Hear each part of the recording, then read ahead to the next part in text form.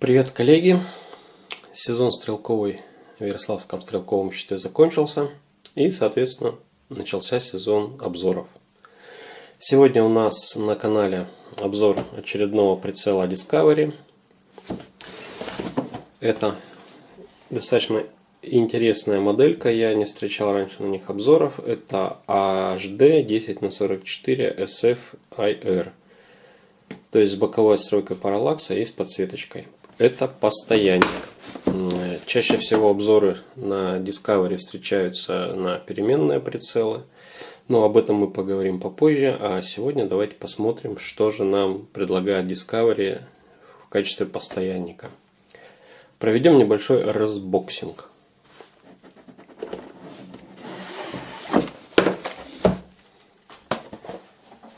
Итак, что мы тут видим? Ну, в принципе, стандартный набор.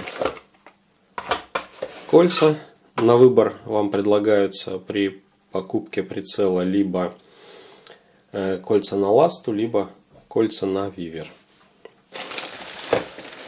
Дальше сам прицел в пакетике. Защитная бленда. Ну, китайцы, как всегда, в своем репертуаре.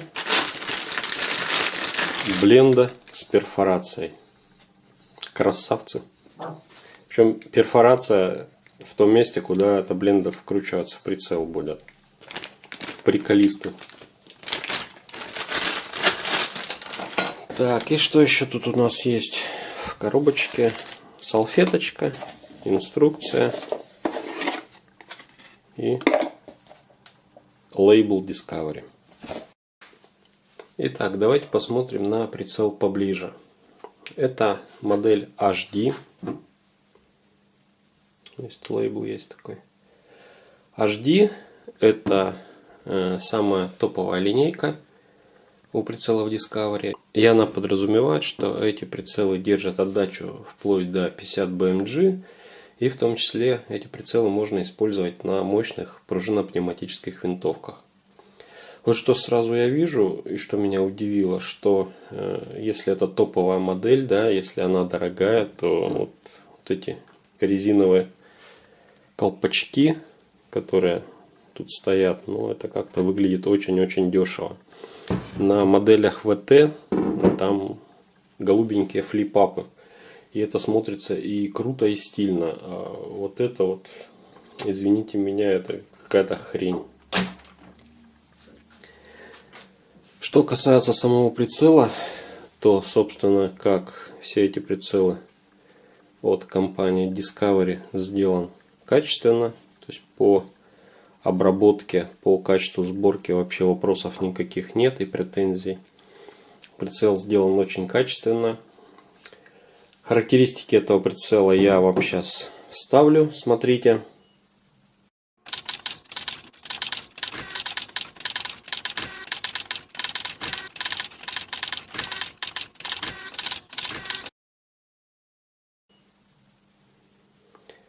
Вот, а теперь мы поговорим о том, что в реальности. Заявленная кратность у него 10, но, естественно, я померил, проверил, китайцы не могут не наврать. Реальная кратность у него 8, а точнее даже 7,8 крата. Но, в принципе, все неплохо. Дальше вес. Тоже что-то они там с весом наврали. Он реально весит легче, но, возможно, они вес указали вместе с кольцами и с блендой. Там разница где-то на 30-40 грамм. Давайте теперь по контролам пробежимся. Ну, так как это постоянник, в общем-то, тут ничего особо большого крутить и не придется. То есть у нас есть отстройка диоптрий, колечко,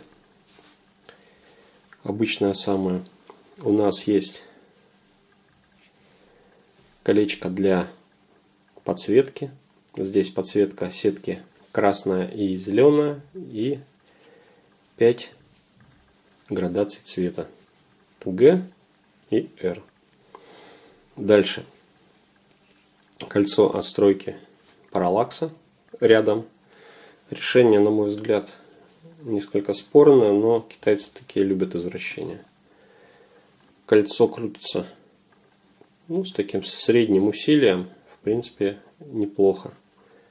Здесь точечка, которая указывает нам нужную дистанцию. Ну, от прокручивания точно оно от произвольного защищено, потому что достаточно туго. Что мне не нравится, это вот насечка под углом. То есть пальцы все равно соскальзывают. Если бы она была обычная, может быть, было не так с точки зрения дизайна красиво, но более удобно. Далее барабанчики. Чтобы их повернуть, надо поднять, пощелкать. Щелчки очень внятные. Все просто, все понятно. Нажимаем, зафиксировали. Куда крутить, здесь подписано. Цена деления клика 1/10 мила. Очень удобно. Но вопрос, насколько хватит поправок.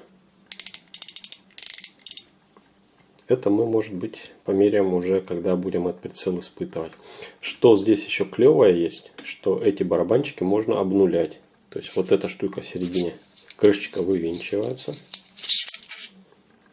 Далее барабан просто снимается.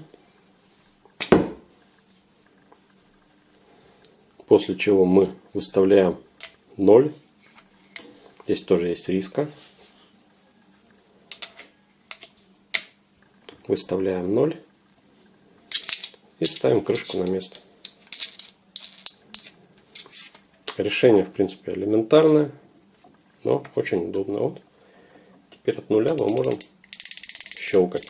Единственное, что не хватает, конечно, это вот там лимба, чтобы количество оборотов считать. Потому что иначе вам клики придется считать самостоятельно и в уме. А так все было бы идеально. Сам прицел на вид такой весьма крепенький, увесистый, я бы сказал. Что, кстати, удивительно, вроде бы как прицел постоянный, здесь нету механизма, допустим, смены кратности, да, он должен быть, по идее, полегче, чем переменник. Нифига подобного, он такой достаточно внушительно весящий. Но, с другой стороны, я надеюсь, что все-таки в серии HD у нас качественная оптика и, собственно, картинка это дело подтверждает. Сейчас вы можете увидеть его прицельную сетку, заявленную из этого сайта производителя. А вот так вот эта сетка выглядит в реальности. То есть вы можете здесь оценить угол обзора. Это примерно на дистанции 95 метров или 100 ярдов.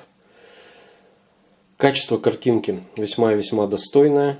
Туннельный эффект, как вы видите, выражен не сильно. Это приятно. Но, что меня все-таки немножечко огорчило, угол обзора не такой большой. И визуальный размер картинки тоже не особо впечатляющий. Хотя здесь труба 30, и в принципе картинка могла быть и покрупнее. Во всяком случае на конкурентах это так.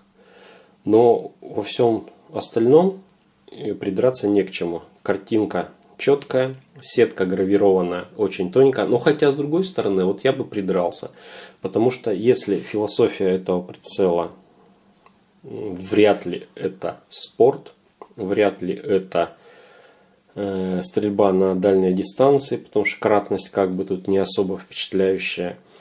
И значит, остается у нас только охота. А для охоты хотелось бы сетку более читаемую. Здесь сетка с кучей полумилов. Она вроде такая очень-очень информативная, но в то же время вот на фоне деревьев, на фоне каких-то препятствий, сами видите, она теряется. То есть без подсветки будет целиться очень тяжело.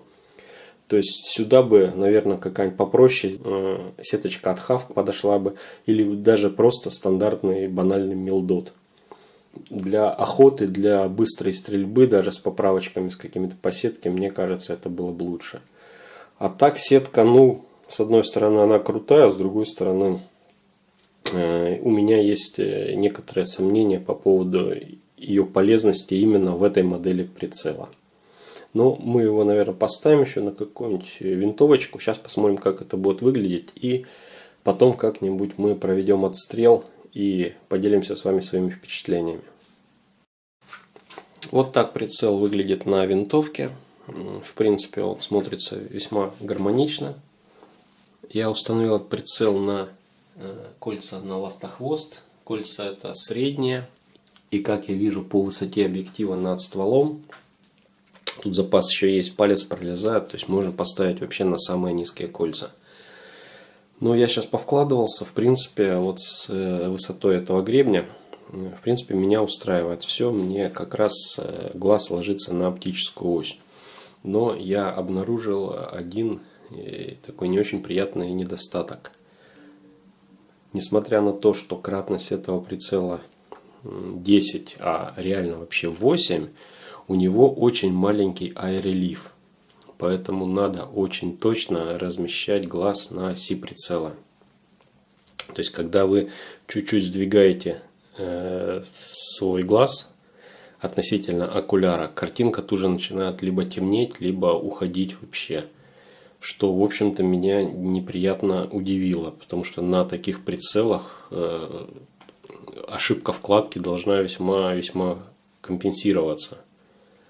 То есть я быстренько вскинулся, и картинка должна у меня появиться сразу же. Здесь, к сожалению, так почему-то не получилось. Но, тем не менее, в принципе, это, наверное, единственный недостаток этого прицела, потому что все остальное, на мой взгляд, сделано весьма неплохо. Во всяком случае, что собран он качественно, это 100%. Какие мои пожелания для производителя были бы? Это, во-первых, все-таки сделать обычное оребрение всех барабанчиков, чтобы было все-таки удобнее их крутить. Во-вторых, сделать сеточку попроще. Тут она просто реально, на мой взгляд, перегружена. Вот. И решить вопрос все-таки с аэрелифом, потому что для такого прицела, это вообще не дело, если честно. Но в остальном, в принципе, этот прицел на Алиэкспрессе стоит 13 где-то с половиной тысяч. На мой взгляд, это не самый дешевый прицел. И как бы за эти деньги хотелось бы, чего-то покруче все-таки. То есть, а так это просто неплохой, качественный прицел китайский. Посмотрим, как он будет жить на оружии. Куда я его поставлю, я еще не решил. Но я думаю, вы узнаете все равно об этом одни из первых. На что еще я хотел бы обратить внимание? То, что у этого прицела сравнительно небольшая кратность. И, соответственно, он не особо чувствительный к отстройке параллакса. Поэтому вот это колечко с кучей делений, тугое и все такое, в принципе, оно, не знаю, у меня вызывает какие-то сомнения, стоило ли вот это все городить. Потому что на этом прицеле, то есть просто резкость навел, как тебе нужно, плюс-минус где-то 50 метров. И все, в общем-то, у вас будет хорошо. То есть не будет проблем с отстройкой параллакса. Стоило заморачиваться, не знаю. Все-таки прицел считается дорогой. На этом я буду заканчивать обзор этого прицела. Но не расстраивайтесь, к нам приехала целая партия прицелов. И в следующий раз мы с вами обозрим прицелы серии FFP. Спасибо, что смотрели это видео. Здоровья вам, метких выстрелов, удачи и пока.